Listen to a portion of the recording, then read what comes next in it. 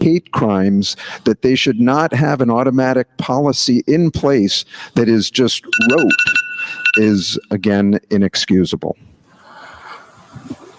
Christy.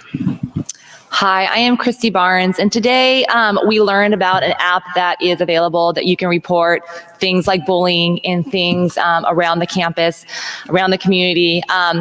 It is an app, and children aren't on apps, so I think we need to do a little bit better there. But I think it needs to be very clear. I think kids are confused now about what bullying means. They might say something that another kid takes as bullying. I think there needs to be a very black and white line on bullying, and there needs to be consequences when that happens. This is where...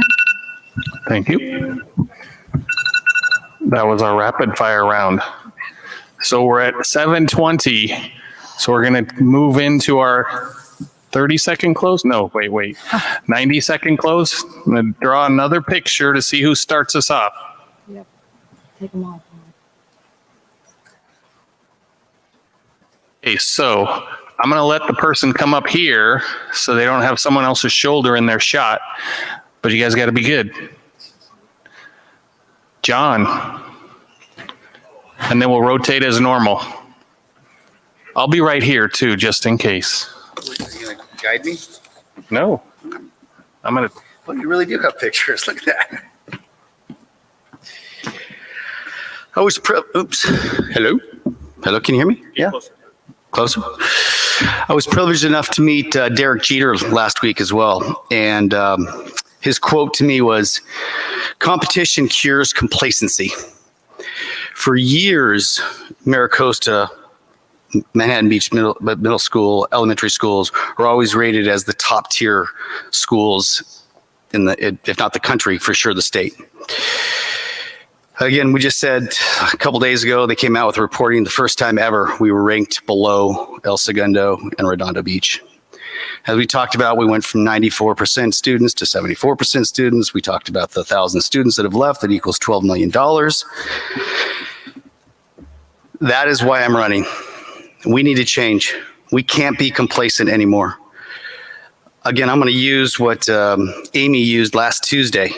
There's people that supported Measure A that don't understand, in my opinion, the financial budget to go forward.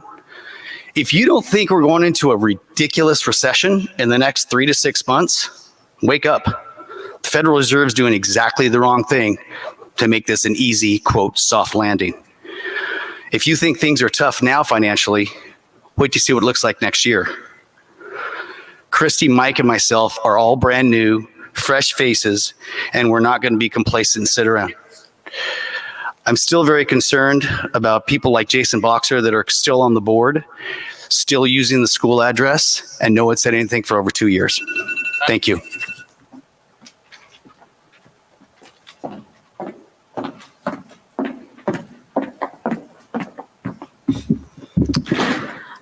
No one person should be in charge of it all. That's why boards exist.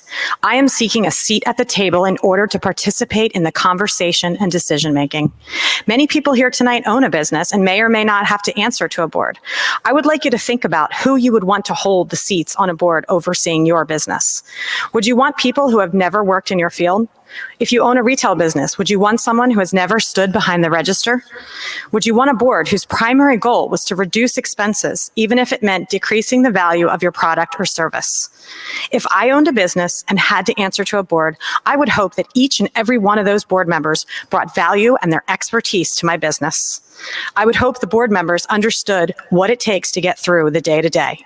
I would want people who had established relationships and an excellent reputation with people who needed to support my business.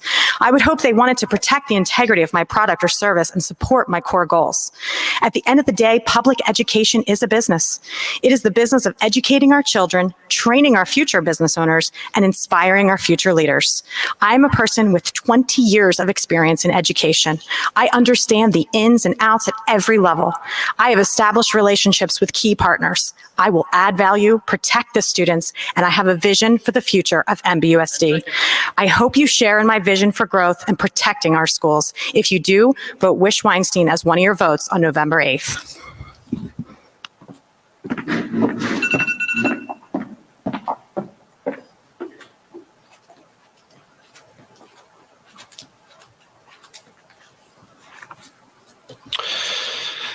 People who've pulled their children from our schools have been telling me the reasons they left usually involved not being able to resolve issues they had.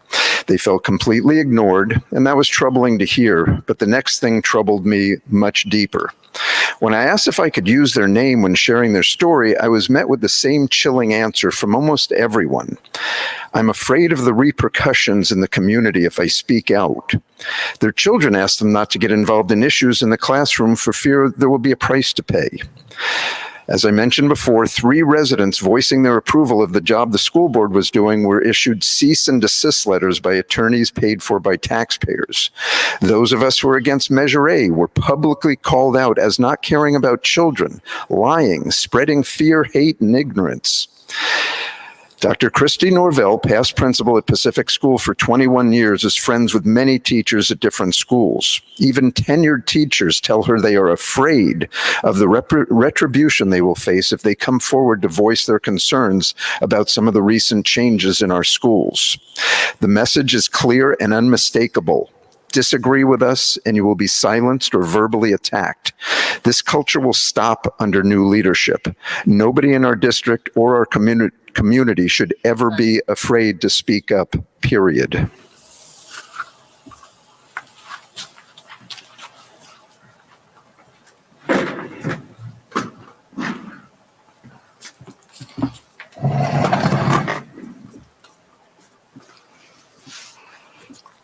You started when I know. Hi, I'm Christy Barnes. Thank you, Chamber, for hosting. I would like one of your 3 votes for school board in November. I'm running for 4 reasons. First, I was a no on Measure A. It's too much and for too long. It was a total of $12 million for 12 years plus inflation. But there's good news.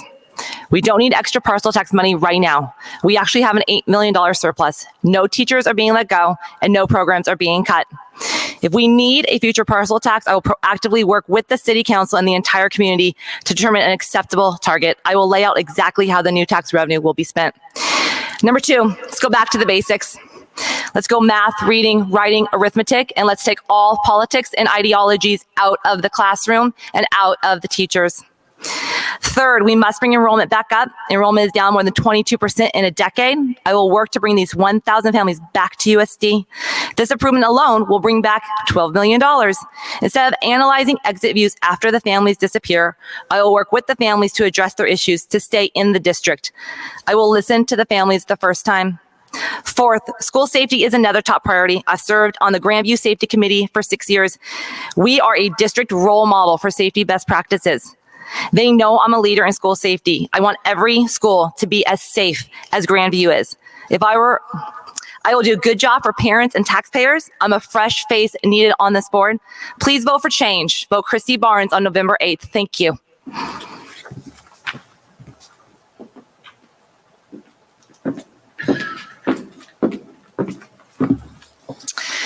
Councilmember Richard Montgomery likes to say that I'm battle tested, and he is absolutely right. My 4 years on school board have been a roller coaster that started with us authorizing almost 30 pink slips. We rolled right into COVID, reopening issues, followed by claims of critical race theory, replacing a superintendent of 11 years, and most recently, Measure A. Yet despite these challenges, there is so much to celebrate. Beyond the infrastructure and innovations, we've created programming and learning opportunities. From academic excellence to student accolades, our schools continue to be ranked amongst the highest in the state. There's a lot to be proud of, and there's more to do. I am the only candidate who knows the ins and the outs of the district. I understand California Ed Code and the complicated school funding formula. I have worked with both unions, and I have traveled to Sacramento advocating on behalf of our students and our schools. MBUSD has a $93 million budget. We are the largest employer in the city and own 60% of the green space that our community uses. Our service is teaching kids how to become the leaders of tomorrow.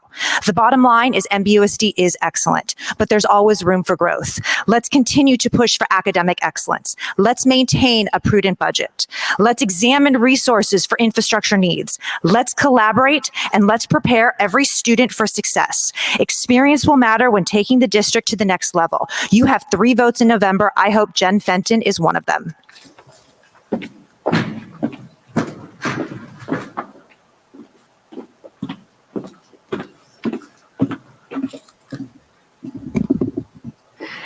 A few words on my vision for MBUSD. I care about the financial health of MBUSD. When elected, I will be a responsible steward of our MBUSD resources. That means fiscal responsibility and optimal use of our facilities, properties, and technologies. Financial decisions must be data-driven, not opinions. That is something I'm ready to do. Number 2, I care about students' safety and well-being. I envision an engaged and thriving school community for all. We must preserve and protect a sense of safety and belonging that is foundational to every student's ability to learn and excel academically. We must continue to build on the groundbreaking work we have seen and felt in our district. I know I am moved and inspired by the work of our clubs and programs, our teachers, our coaches, and our administration. Number 3, I care about academic excellence and growth. I will collaborate with stakeholders to unlock the potential of MBUSD. It is important to meet the needs of every student, from the gifted student to the student with learning disabilities and everyone in between. And we need to make it a district standard to do so. All in our community must feel seen, heard, and listened to. I've been listening for 12 years. I've been advocating for those parents that didn't feel listened to. Let's empower our students, our staff, to be contributing members of society. Let's achieve excellence together. Vote for Tina Shiffpuri for school board. Thank you.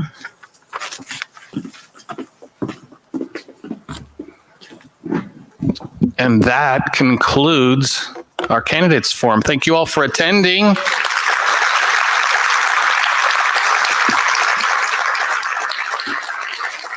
Before we go, I have a couple of gratuitous plugs for the chamber. We have our Best of Manhattan Awards coming up on October 21st. You don't want to miss it. It's a masquerade theme, so no one has to know it's you. And then the week following that, we have a wonderful pizza tasting contest. If you've never experienced that, you don't want to miss that either. That's all I have. Thank you all for attending, and we look forward to seeing you in the community.